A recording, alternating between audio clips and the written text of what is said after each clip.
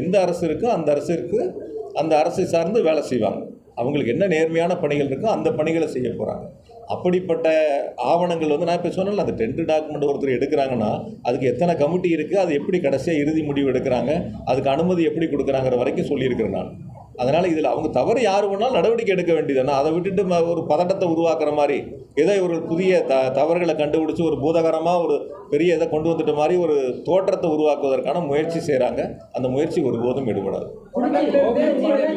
இன்னைக்கு வந்துட்டு பார்த்தீங்கன்னா துரை வைகோ வந்துட்டு உதயசூரியன் சின்னத்தில் போட்டியிட்டது வந்து துரதிருஷ்டவசமான ஒன்று அப்படின்னு சொல்லிட்டு விமர்சனம் பண்ணியிருக்காரு. மேலும் வந்து தமிழகத்தில் வந்து சட்டம் ஒழுங்கு ஆக்சுவலாக வந்து பார்த்தீங்கன்னா அவங்களுக்கு டைம் வேணும் அப்படின்னு சொல்லியிருக்காரு. எப்படி பார்க்குறீங்க? இதுவரை எப்படி இருந்ததோ அப்படியே தான் இப்பவும் இருக்கிறது. கடந்த கால ஆட்சியிலேயே இப்படி தான் இருந்தது, அதனால இப்போ இப்படி தான் இருக்குது, சரி செய்வாங்க அப்படிங்கிற மாதிரி கடந்த ஆட்சியை வந்து ஒரு முறை ஒரு மாதிரி. நீங்கள் ஒரு தேர்தலில் கொடுத்த வாக்குறுதிகளுக்கு நீங்கள் கால அவகாசங்கள் கேட்கலாம். மாமை சீரு, அண்ணா சீரு, மகளிருக்கு 2500 ரூபா பணம் கொடுக்குறேன்னு சொன்னது, நிதி கொடுக்குறேன்னு சொன்னது, இதுக்கெல்லாம் நீங்கள் கால அவகாசங்கள் கேட்கலாம். சட்டம் ஒழுங்குக்கு ஒரு அரசாங்கம் வந்து கால அவகாசங்கிறது நீங்கள் ஏற்றுக்கிறீங்களா? முதல்ல சூலூரில் இப்படி ஒரு துயர சம்பவம் நடந்துச்சு, அதை நீங்கள் மனதார ஏற்றுக்கிறீங்களா? வேறு நீங்கள் கொடுத்த மற்ற வாக்குறுதிகளுக்கு எப்படி வேணாலும் நீங்கள் கால அவகாசம் கொடுங்க, நீங்கள் ஒயிட் பேப்பர் போடுறேன்னு சொல்லுங்கள், நிதிநிலை சொல்லுங்கள், அது வந்து கால அவகாசம் கேட்பதுங்கிறது ஒரு அரசாங்கம் உட்கார்ந்துருக்கு கேட்குறாங்கிறத நம்ம சொல்கிறோம். ஆனால் சட்டம் ஒழுங்குக்கு ஒரு அரசாங்கம் ஏறத்தாழ 20 நாட்களை கடந்து இன்னும் எங்களுக்கு கால அவகாசம் வேணும் என்பது இந்த அரசு மக்களிடத்தில் வாக்குகளை பெற்ற பொழுது சொன்ன வாக்குறுதிகளை நிறைவேற்ற முடியாமல் இந்த அரசு மக்களுடைய நன்மதிப்பை இழந்திருக்கிறது. எந்த இடங்கள்லையும் குறிப்பாக எந்த வேட்பாளர்களும் நீங்கள் கோயம்புத்தூரில் சொல்லுங்கள், 10 தொகுதியில் நின்ற வேட்பாளர்கள் எத்தனை வேட்பாளர்கள் அந்த தொகுதி முழுவதும் சென்று மக்களை சந்தித்து வாக்குகளை சேகரித்தார்கள்? நீங்கள் பார்த்துருப்பீங்க எல்லாரும் கூட. இப்போ எங்கள் கட்சி வேட்பாளர்கள் நின்னாங்க, எங்கள் கூட்டணி கட்சி வேட்பாளர்கள் நின்னாங்க, அதிமுகவில் கூட வேட்பாளர் நின்னாங்க. அவங்களுடைய தேர்தல் சுற்றுப்பயணத்தையும் உங்களுக்கு வந்த சுற்றுப்பயணம் எல்லாம் வந்திருக்கும். அந்த புதிய கட்சியில் நின்ற சுற்றுப்பயணம் உங்களுக்கு தெரிஞ்சிருக்கும். ஆக மக்களிடத்தில் அவர்களுடைய கொள்கைகளை, கோட்பாடுகளை, தேர்தல் வாக்குறுதிகளை முழுமையாக கொண்டு சேர்க்காமல் ரீல்ஸ் மூலமாக வந்த ஆட்சி இந்த தாவேகா ஆட்சி. அரசு அமைந்த பிறகும் அதையே முயற்சி எடுக்கின்றார்கள். தொழில் முதலீட்டுக்காக இருக்கட்டும், மற்ற நிகழ்வுகளுக்காக இருக்கட்டும், அதே ரீல்ஸ் பயணத்தை தான் முன்னெடுக்கிறாங்க. இது ரியல் ஆட்சி இல்லை, ரீல்ஸ் ஆட்சி தான்.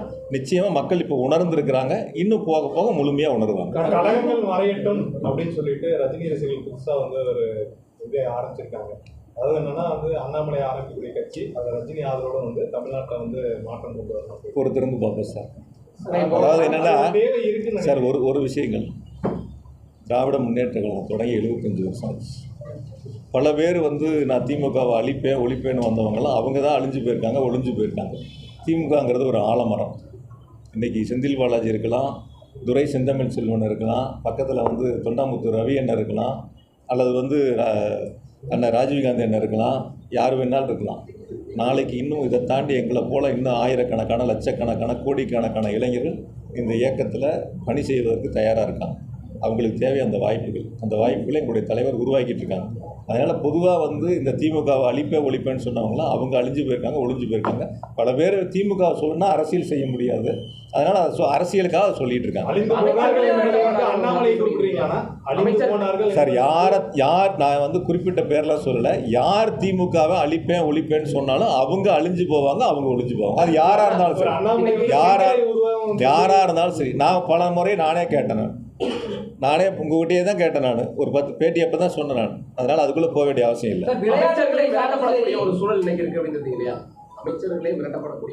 இப்போ நான் சொல்லலை, அவங்க சொன்ன பதிலுக்கு நான் சொன்னேன். அவர் தானே சொன்னார். என்னையே மிரட்டி பார்க்குறாங்கன்னு சொன்னால் நீங்கள் தான் சொன்னீங்க. இப்போ நான் அந்த பேட்டியை கூட பார்க்கல, நீ சொன்ன கருத்துலேருந்து நான் சொன்னேன்.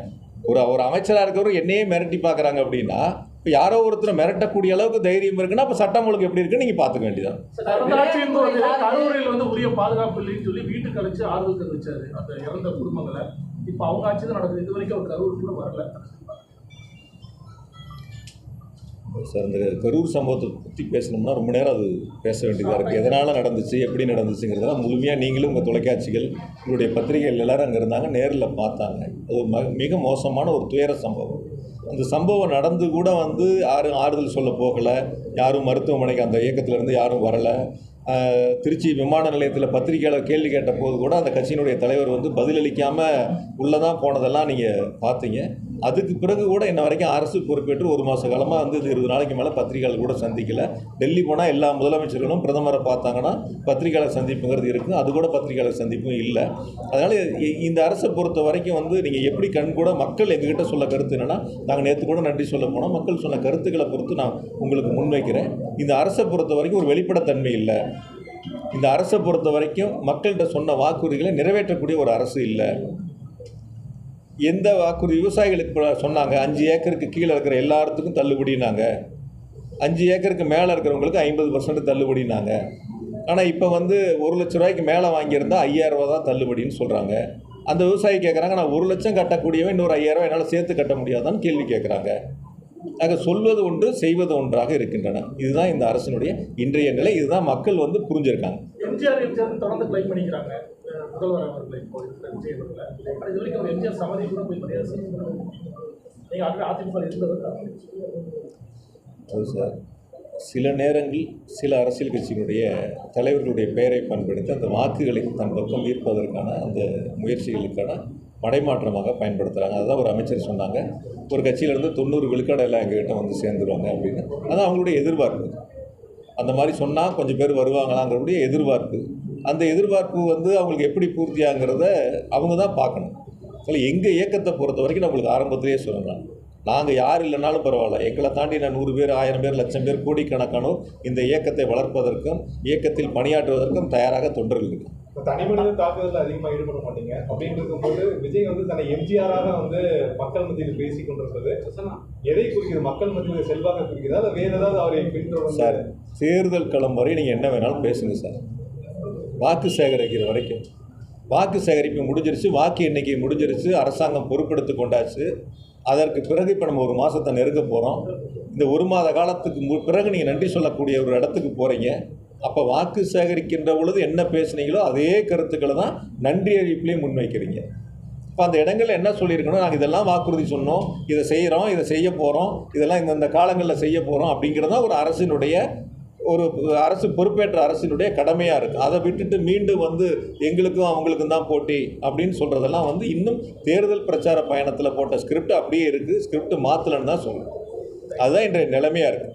அதனால் பொதுவாக நான் இன்றைய சூழலில் நான் கூட வெளிப்படையாக சொல்கிறேன், இன்றைய சூழலில் தமிழ்நாடு சட்டமன்றத்திற்கு பொது தேர்தல் நடந்தால் நிச்சயமாக 200 தொகுதிகளை திமுக வெற்றி பெறும்.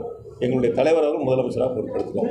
அந்த அளவிற்கு மக்களுடைய மனநிலை இன்னைக்கு ஒவ்வொரு மக்களும் சொல்லக்கூடிய கருத்துக்கள் அந்த அளவுக்கு கீழ்மட்டம் வரைக்கும் அப்படி இருக்கு. அதனுடைய முடிவுகள் எப்படி இருக்கு? இப்போ பெருந்துறை தாராபுரம் வந்து உங்கள் கட்டுப்பாட்டு கீழே தான் வருது. அந்த 6 மாதத்துக்குள்ள வந்து இடைத்தேர்தல் வர இருக்கு. அதனுடைய முடிவுகள் பெருந்துறை ஈரோடு இடைத்தேர்தல் சொன்னால் எங்கள் தலைவர் என்ன முடிவு எடுக்கிறாங்க, என்ன எங்களுக்கு உத்தரவு போடுறாங்களோ அதுக்கு பிறகுதான் நாங்கள் அது சம்மந்தமான கருத்துக்களோ அல்லது பணிகளை சொல்ல முடியும்.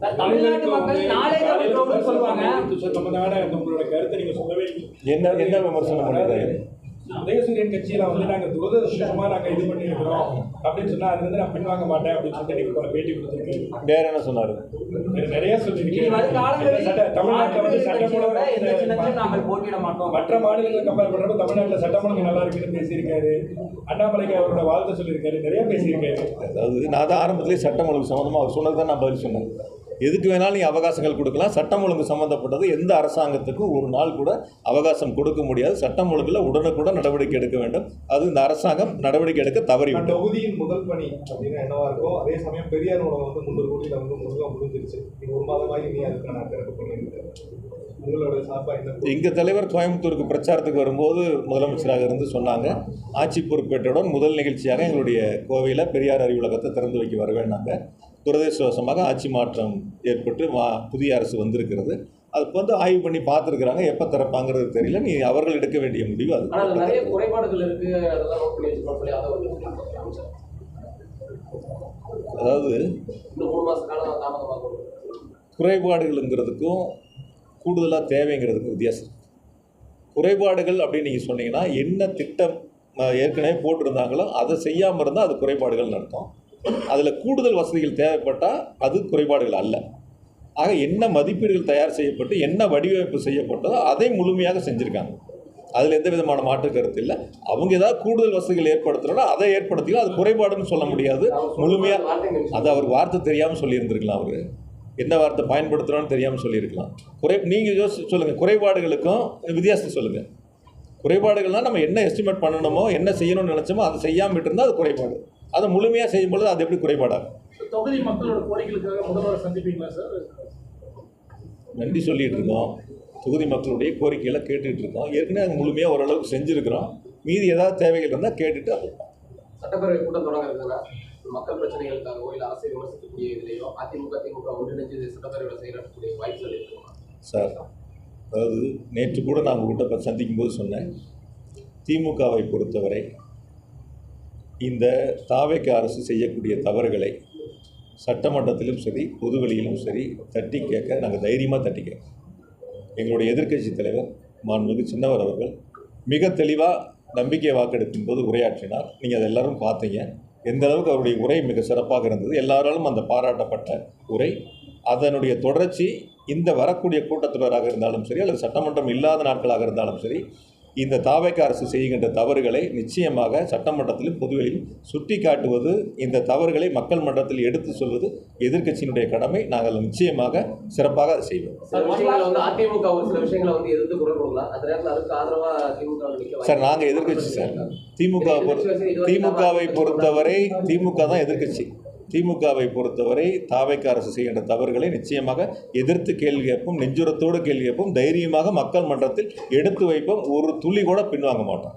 நீங்கள் இன்றைக்கி மின்துறை அமைச்சர் சொன்ன மாதிரி அதை காணா இதை காணா அந்த தவறுகள் நடந்திருக்கு இந்த தவறு நடந்து இந்த மாதிரிலாம் சொல்லி பொதுவெளியில் ஒரு பதட்டத்தை உருவாக்கி அது எதையோ தேடுவதற்கான முயற்சிகளை எடுத்து இந்த மாதிரி போகிறதுல ஒரு நாளும் திமுகலாம் பயப்படாது. ஒரு நாளும் திமுக பயப்படாது. அப்படிப்பட்ட இயக்கம் அல்ல திமுக. மிஸ்ஸாவை கண்டு பயப்படாத அஞ்சாத ஒரு இயக்கம் திமுக. திமுகவில் இருக்கிறவங்களாம் ஜெயிலை கண்டு பயந்தது கிடையாது. ஒரு நாளும் பயப்பட போகிறதும் கிடையாது. இவங்களுக்கு வேணால் பயந்துக்கிட்டு விமான நிலையத்தில் ஓடி போய் ஃப்ளைட் ஏறி பிடிச்சி ஆறுதல் சொல்லக்கூட பாதிக்கப்பட்ட மக்களை சந்திக்கிறதுக்கு கூட தைரியம் இல்லாத ஆட்கள் இன்றைக்கி இருக்கக்கூடிய அரசாங்கத்தில் இருக்கக்கூடிய அமைச்சர்கள் உட்பட முதலமைச்சர் வரை. அதனால் நீங்கள் அப்படிப்பட்ட அவங்களோட சேர்த்துலாம் பார்க்க வேண்டியதில்லை. நாங்கள் தைரியமாக இந்த அரசு செய்கின்ற தவறுகளை மக்கள் மன்றத்திலையும் சொல்லுவோம், சட்டமன்றத்திலையும் சொல்லுவோம்.